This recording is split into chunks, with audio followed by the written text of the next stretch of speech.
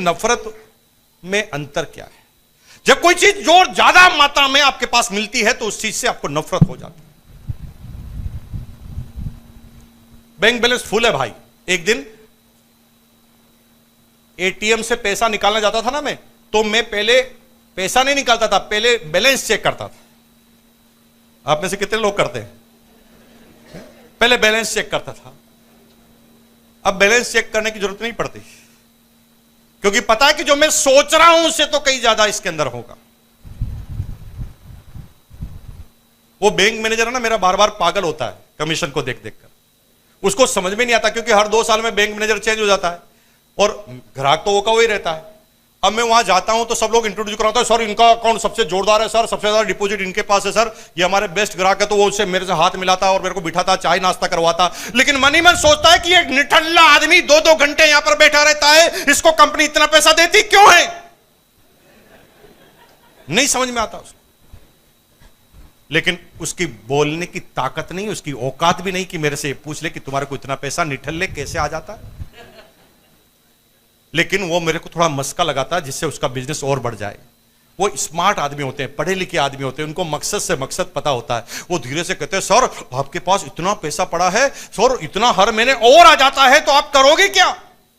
मैंने कहा भाई साहब मैं तो यार पहले सोच सोच के परेशान हो गया। पहले खुद सोचता था कि क्या करना है, लेकिन अब तो सोचना ही बंद कर दिया। अभी आप ही बता दो कि क्या करूं। जो ही ये बोलता हूं सामने वाला मुस्कुरा जाता है, उसको लगता है उसका टारगेट पूरा हो रहा है। वो धीरे से पूछता है, सर इसका आप म्यूचुअल फंड खरीद लो, इससे आपका पैसा और बढ़ जाएगा। म्यूचुअल फंड खरीद लो, क्योंकि उसको कमीशन मिलता है। म्यूचुअल फंड खरीद लो, इससे आपका पैसा और बढ़ जाएगा। मैंने कहा चुप, मैं तेरे से पूछ रहा हूं ठिकाने लगाने का तरीका, और तू बढ़ाने का तरीका बता रहा है। बढ़ाने का तरीका तेरे से ज्यादा मेरे पास है, तू कम करने का बता। और इस हॉल में मुकेश कोठारी का चैलेंज है, आप में से एक आदमी मेरे कम करने का सटीक आंसर बता दो, मैं आपका गुलाम बन जाऊंगा। 1 करोड़ का चेक अभी का भी ले जा, क्योंकि ये बिजनेस बढ़ाना आपके हाथ में है, कम करना आपके हाथ में है ही नहीं। ये इस बिजनेस की ब्यूटी है, ये इस बिजनेस की ब्यूटी है। यहां टेक्नोलॉजी खड़े हो जाइए, सब एमराल्ड सारे खड़े हो जाइए। अब मैं ये सारे एमराल्ड पिन अचीवर हैं, इन सारे लोगों से मैं एक बात करूं। भाई आप मुझे गुरुदेव बोलते हैं, आप गुरु समान बोलते हैं, आप कहते हैं जो भी कहेंगे वो कर लेंगे। तो मैं आज आपसे एक चीज मांगता हूं कि आज से आप इस बिजनेस को बंद कर दो। कर दोगे? नहीं करेंगे। ये गुरु मानते हैं। गुरु के लिए तो आदमी कुएं में कूद जाता है, और ये भी कह रहे हैं कि मैं कुएं में कूद जाऊंगा लेकिन बिजनेस नहीं छोड़ूंगा। क्यों नहीं छोड़ूंगा? क्योंकि मन ही मन इनको एक बात समझ में आ रही है कि मुकेश कोठारी ये बड़ी बड़ी बातें तू इसलिए कर रहा है कि तेरे को इनकम आती है, तेरे सपने पूरे हो गए, हमारे कहां पूरे हुए? हमारे पूरे नहीं हुए और हम छोड़ दें? बैठ जाइए, इस बात को समझिए। यहां पर आपका बिजनेस आपके हाथ में नहीं होता, आपकी डाउनलाइन के सपनों में कन्वर्ट हो जाता है। और जब तक इस हिंदुस्तान में, जब तक इस पृथ्वी पर आरसीएम बिजनेस का किसी भी व्यक्ति का सपना जीवित रहेगा, मुकेश कोठारी की इनकम को कम करना किसी के बस के हाथ ही नहीं। यह इस बिजनेस की ब्यूटी है, यह इस बिजनेस की सुंदरता है। दुनिया के सारे बिजनेस और इस बिजनेस में अंतर है। दुनिया में तो सारे बिजनेस तब चलते हैं जब पड़ोसी की दुकान आप बंद कराते हैं। जितना पड़ोसी की दुकान आप बंद करा दोगे उतने आप हिट हो जाओगे। लेकिन यह बिजनेस बिल्कुल उल्टा है, जब तक पड़ोसी की दुकान को आप चला ना दो तब तक आपकी चलने वाली रही। यह इस बिजनेस की सुंदरता है, यह इस बिजनेस की ब्यूटी। हेलो, आ रही बात समझ में? लेकिन मैंने अपने इस बिजनेस के इनकम के बारे में आपको नहीं बताया, क्योंकि जो इनकम इस बिजनेस से आती है उससे 4 गुना इनकम तो मेरे पास दूसरे बिजनेस सोर्स है, उससे आती है। और ये सारे सोर्स इसलिए चालू हुए क्योंकि मैंने सही निर्णय करके आरसीएम किया, और आरसीएम ही वो वजह थी जिससे मैंने अपने ब्रेक इवन पॉइंट को तोड़ा। मेरी जो भी सोच थी उससे ज्यादा इनकम को मैं लेकर गया। लेकिन बहुत सारे चैलेंज आएंगे आप काम करेंगे तो, और उन्हीं चैलेंजों पे मैं सब्जेक्ट पे आपका मुंह मोड़ना चाहता हूं। कौन आदमी कामयाब होता है, कौन आदमी कामयाब नहीं होता, उन चीजों को आप समझ जाएंगे, पूरा बिजनेस समझ में आ जाएगा। कई बार आप थोड़ा आगे बढ़ेंगे तो लोग बाग आपको कहेंगे किस्मत बहुत अच्छी है आपकी, बहुत अच्छी किस्मत है, इसलिए आप आगे बढ़ गए हैं, तकदीर लिखा के आए हैं। मेरे भाई, तकदीर किन की चलती है, पहले इस चीज को समझ जाना। अंग्रेजी में आपने सुना है, और मैं पिछली बार मीटिंग में आया था तो भी आपको समझा के गया था। लक का मतलब ही है लेबर अंडर करेक्ट नॉलेज। अगर सही नॉलेज के साथ काम करोगे तो तकदीर चलने वाली है, नॉलेज अगर सही नहीं है तो तकदीर चलने वाली नहीं है। जिसका जितना नॉलेज ज्यादा है वो उतना ही ज्यादा कामयाब है। रिलायंस जियो का नेटवर्क है ना भाई साहब, रिलायंस जियो, ये हिंदुस्तान का सबसे बड़ा मोबाइल नेटवर्क है, वर्ल्ड का तीसरे नंबर का। और आपको आश्चर्य होगा, रिलायंस जियो का नेटवर्क है वो टावर पर डिपेंड करता है। कोई भी कंपनी की अमीरता की वैल्यू को कैसे आंका जाता है मोबाइल में, कि इस कंपनी के पास कितने टावर है, ये कितने लोगों को कवर करते हैं। हिंदुस्तान में सबसे ज्यादा टावर है जियो के पास। मजे की बात है कि वो टावर है ना, आपस में जुड़े रहते हैं केबल से, यस और नो। और केबल गड्ढों में गाड़ कर एक टावर से दूसरे टावर तक पहुंचाई जाती है, यस और नो। लेकिन मजे की बात है, जिस पूरी कंपनी का भविष्य गड्ढों पर डिपेंड है, कहानी बिल्कुल उल्टी है। जो गड्ढे खोद रहा है उसको 300 रुपए मिल रहे हैं, क्योंकि गड्ढे खोदने वाले को यह पता ही नहीं है कि इसमें आदमी गाड़ेंगे कि केबल गाड़ेंगे। वो नॉलेज नहीं रखता, इसलिए 300 रुपए है।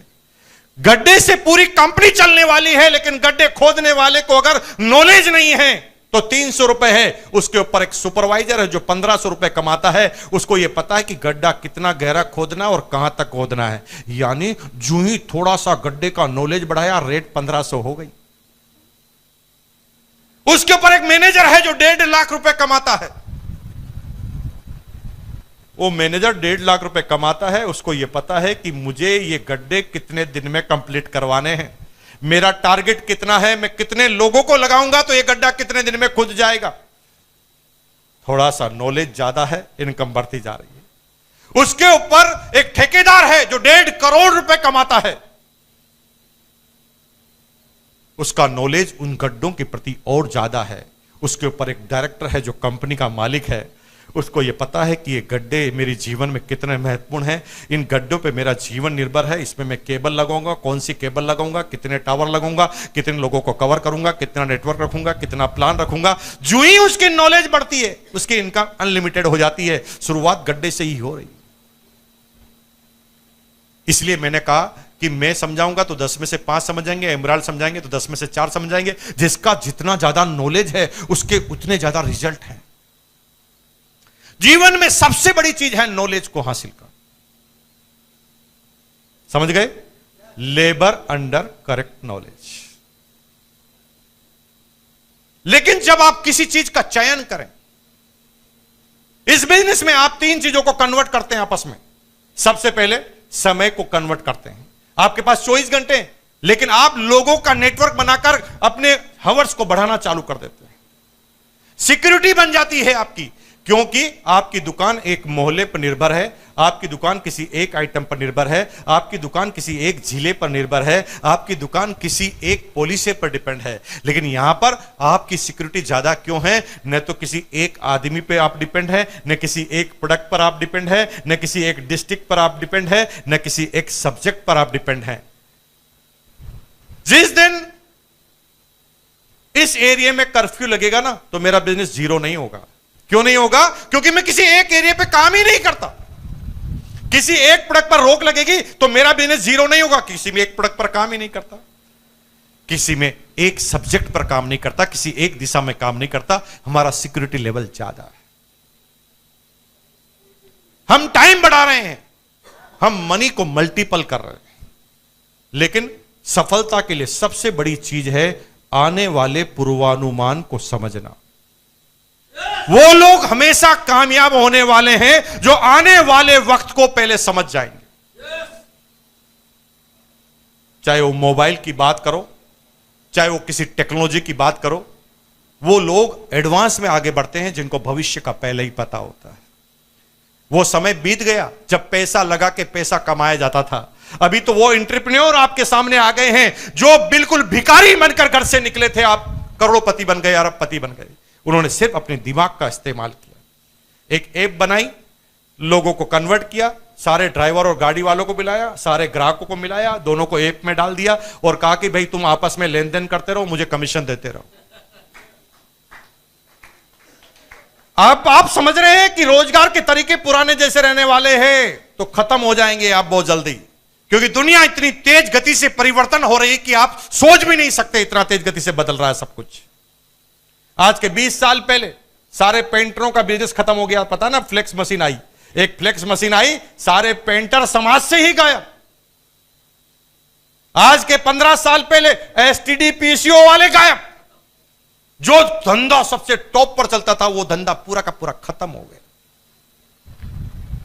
5 साल के अंदर 5 से 10 साल का क्राइटेरिया नोट कर लेना, सारे ड्राइवर गायब होने वाले। अगर नहीं समझते तो आप देखो जाके गूगल पर और नई गाड़ियों के बारे में, नई डिजाइन के बारे में देखिए, गूगल एंड्रॉइड गाड़ियां।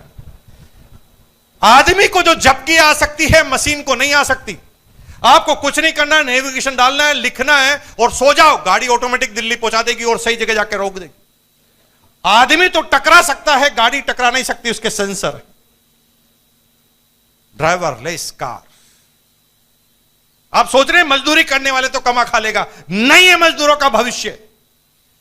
अमेजन का सबसे बड़ा गोडाउन है अमेरिका में, वॉशिंगटन के अंदर 10 किलोमीटर लंबा है वो। 10 किलोमीटर लंबा तो केवल गोडाउन है, और आश्चर्य की बात है एक सिंगल आदमी काम नहीं करता वहां पर। 10,000 रोबोट काम करते हैं। रोबोट के दिमाग में ही कंप्यूटर लगा हुआ है। दुनिया के किसी भी कोने से जब ऑर्डर जाता है, दिमाग के सीधा रोबोट के दिमाग के अंदर जाता है। रोबोट वहीं से खड़ा होता है, काम करना चालू करता है, रेक के सामने जाता है, सामान निकालता है, पैक करता है, स्टिकर लगाता है, डिस्पैच। आदमी की जरूरत है। मेरे भाई, जितने भी काम आप कर रहे हैं खत्म होने वाले।